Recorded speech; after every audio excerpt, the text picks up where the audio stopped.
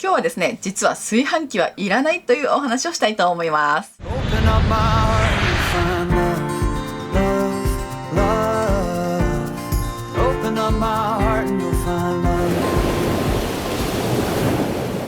というのはですね、私はもう何年もの間炊飯器を捨てて土鍋炊飯をしてたんですよ。で、いつ捨てたかなっていうのをちょっとあんまり詳しくは覚えてないんですけれども、ニコタンが3歳くらいの時にもう捨てちゃったのかな。ここからはちょっと前置きが長いので、炊飯方法だけを知りたい方はスキップしてご覧ください。ちなみにニコママおすすめの土鍋を見てみたい方はこのままご視聴ください。まだね、買って1年くらいしか経たなかった炊飯器から結構いい値段したのに異臭がし始めて、で結局買った元のメーカー、ちゃんとした国産メーカーなんですけれども、問い合わせをしてみたら、最初から不良品だった可能性が高いということでね。でもなんかちょっとしたりょうちゃんは気にならない、でも私が気になるっていうね、ちょっとなんかこう本当に微妙な匂いだったんだけれども、ちょっと中でね配線が焼けてたかもしれないっていうことを後になって言われて、これはちょっと怖かったなと思ってね。なんかそれをずっと食べてきたことも怖かったし、なんかこうちょっとそれをニコタンに食べさせてたのもなんかすごく嫌だったなと思って、でそれからもう炊飯器を使った炊飯をもうやめようと思って土鍋にしたんですね。で最初に買った土鍋がハリオの土鍋で、これがめちゃめちゃ使い心地が良かったんですよ。土鍋ご飯ってこんなに簡単なんだと思って、そしてしかもお米がすごくなんていうの、程よい硬さというか私好みというか、水加減の調整なんですけれども、すごくいい感じに炊けて、私はね土鍋炊飯にハマったんですね。でその後ハリオの土鍋が壊れて、ハリオの土鍋っていうのはすごい入門みたいな感じで誰も扱いやすくて困ることがあんまりないんですよ。だからハリオの土鍋をもう一回買おうか他の土鍋にしようかって悩んでる時に、友達が引っ越しするからこの土鍋あげるって言ってくれたのがめちゃめちゃいい土鍋で、これがね今生産が一時ストップしているマスタークックっていうね、本当にめちゃめちゃいい土鍋なんですよ。それを本当タダでくれちゃって、それで炊き始めたらもうニコタンが米が美味しいということでね、何度も何度もおかわりするようになって、これはやっぱりこんな小さい子でも味の違いが分かるくらいやっぱり美味しく炊けるものなんだなと思って、土鍋によってやっぱり味が違うっていうことが分かったんですね。なんだけどそれがまた私が手を滑らせちゃって割れちゃったんですよ。私はもうすぐにでもそのマスタークックの土鍋が欲しくて生産元にね問い合わせてみたんですけれども、なんと残念なことになんかね生産元の方でもいろいろな事情があって、しばらくの間生産をストップせざるを得ない状況だったようなんですね。今はまた生産を再開してまとまった数ができたら販売に向けてもう動き出そうとしてるところらしいんですよね。という話を去年の10月くらいからなんかこう聞いていて、今現時点では2月にならないとそのマスタークックの炊飯釜が手に入らないんですよ。でまたハリオのね土鍋を使い始めるのもいいんだけれども、どうせまたマスタークックを買うことが分かってるのにサブ的な土鍋を買って、でそしてそのマスタークックが来るまでの間つなぎで使うのももったいないなと思ってたし、ご飯どうしようかなと思って結局ねすぐに切り替えたのがストーブ鍋炊飯を始めたんですよ。ところがなんかね、私的にはこのストーブ鍋で作るご飯っていうのが合わなかったんですよ。なんとなく食感がね私好みには仕上がらなくて、本当にいろいろ何回か試したんだけど本当に満足のいく結果にはならなくて、ストーブ鍋での炊飯は諦めたんですよ。でそんな状況の中で結局行き着いたのがなんとじゃんみんな持ってると思うステンレス鍋。もうこれはすごい使えます。多分みんなの家にある普通のステンレス鍋で普通に美味しいご飯が炊けます。でなんでかっていうと、私はねこのステンレス鍋でご飯が炊ける、ちょっとすいません、なんか濡れてんだけどこのステンレス鍋っていうのでご飯炊けるのって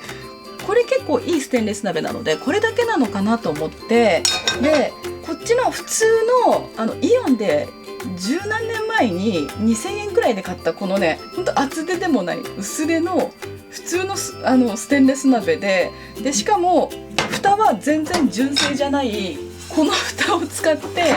炊飯もしてみたんだけど、これでもやっぱりすっごいうまく炊けるんですよ。だからハリオのご飯くらいのクオリティのものは炊けちゃうんですよ。すっごいびっくりなんだけど。でということでね、今日もすっごいなんか前置きが長くなっちゃったんだけど、ステンレス鍋でめちゃめちゃ美味しくご飯炊けますよっていうことを力説していきたいと思いますので、よかったらぜひ最後までお付き合いください。でこれで炊飯する時の大事なお供がこのざると、あとはこの計量カップです。さらになんですけど、私はね普段無洗米使ってるんですよ。今無洗米がちょうど切れてるので普通のご飯を今から使いますけれども、普段は無洗米を使うのでこれも本当はいらないです。普通に今日は無洗米じゃないことを前提に普通にご飯を炊いていくと、まずここにね2合のお米を入れていきます。この大きさのステンレス鍋だと3合くらいまではいけます。ここで1回軽く米を研いで、本当にサラサラで、このお水を捨てます。でまたここにお水をこうやって溜めて、でサラサラサラサラサラサラでも本当になんかバッテン書いて丸書いて終わりくらいの感じで、これでまたこのお水を捨てます。一旦お水をしっかり切って、でこの中にこのお米を戻します。はい、マスタークックの場合は私は水の加減は 360cc くらいにしてるんですよ。でもこのステンレス炊飯は 400cc にしています。でここにお水を入れていきます。で実を言うとね、普段は私はここにもうちょっと水を足してこのもち泡っていうのを入れてるんですよ。でも今日はね本当にシンプルな感じでやっていきたいので、もち泡は今日は使いません。なんだけどちょっとだけ水を足してもち泡とか黒米とか入れて炊くとまたさらにねちょっと体にいいので、普段はそうやって食べてます。で今日はね何にもしない普通のプレーンなお米を炊いていきます。この状態で使うのがこの蓋です。でこのステンレス炊飯のポイントなんですけれども、蓋は重くない方がいいと思います。でなんでかっていうと、普通その米を炊く普通の炊飯用の土鍋って穴が開いてて、そこから水蒸気が逃げるんですよね。なんだけど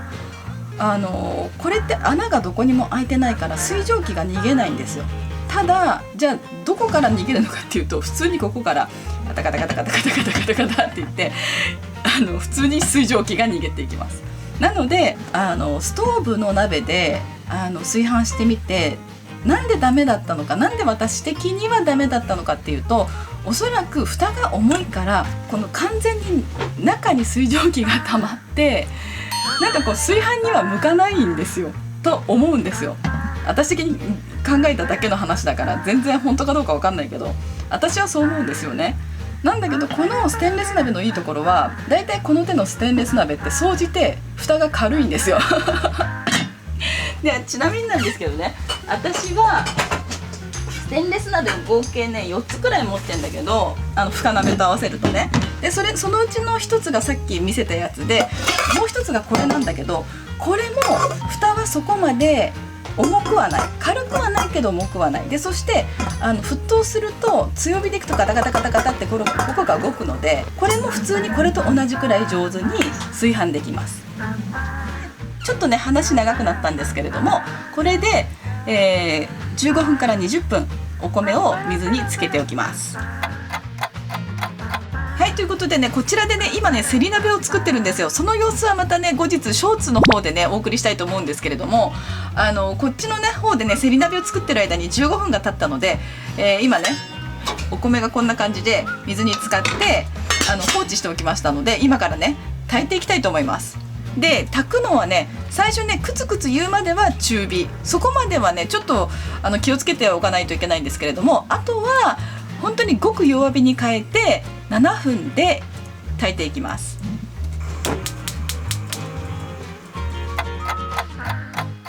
でね、今ふつふつふつふつここのところからね泡が出てきたので、それを見たらすぐに、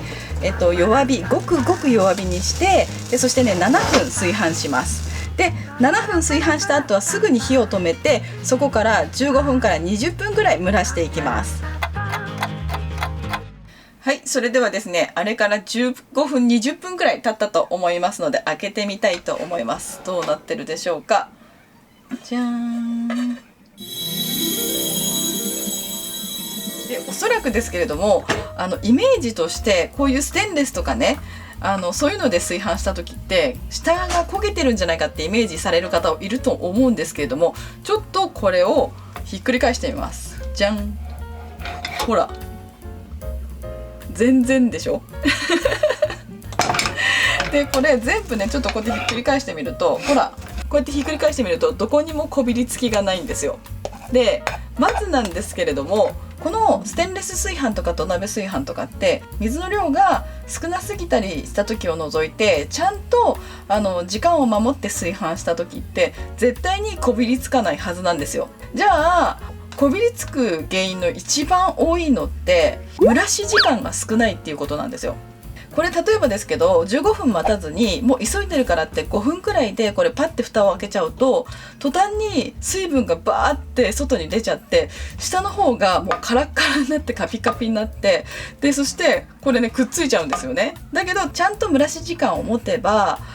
こうやって絶対ひっつくことがないんですよ、時間が経っても。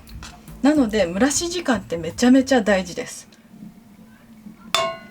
はい、ということでね、今回はこんな感じでステンレスで炊飯してみました。いかがだったでしょうか。めっちゃうまくできています。はい、ということでね、今回のステンレス炊飯はいかがだったでしょうか。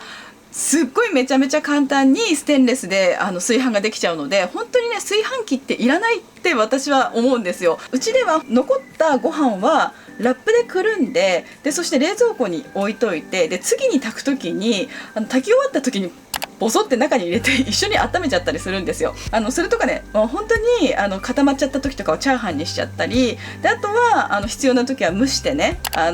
使ったりするんですよね。で電子レンジは使わないのでこんな感じでねいろんな形で冷えたご飯は使うんですけれども、本当に炊飯に関して言えば炊飯器は絶対にどの家庭にも必要ないと思うんですよ。もしね皆さんのご家庭で次に炊飯器が壊れた時にはねこんな感じで炊飯してみてください。でそしてやっぱり炊飯器っていらないかもってもしかしたらその時思うかもしれないし、ステンレスで炊いた方が意外と美味しいかもって思うかもしれないし、あれ土鍋と変わんないんじゃないかなって思う人もいるかもしれないし、私はいずれにせよなんですけれどもまたねマスタークックの土鍋を買うつもりなんですよ。なのでそれまでの間ステンレス鍋を使っているんですけれども、もしねマスタークックに出会っていなければずっとねステンレス炊飯をやっていたと思います。それくらいステンレスってすっごいご飯がうまく炊けるから、ぜひね炊飯器が壊れた時にこそ試してみてください。ということでね、今回の動画いかがだったでしょうか。なんとなく役に立ったと思っていただけたら、ぜひ高評価ボタンとチャンネル登録よろしくお願いします。それではまた次回の動画でお会いしましょう。じゃあねー。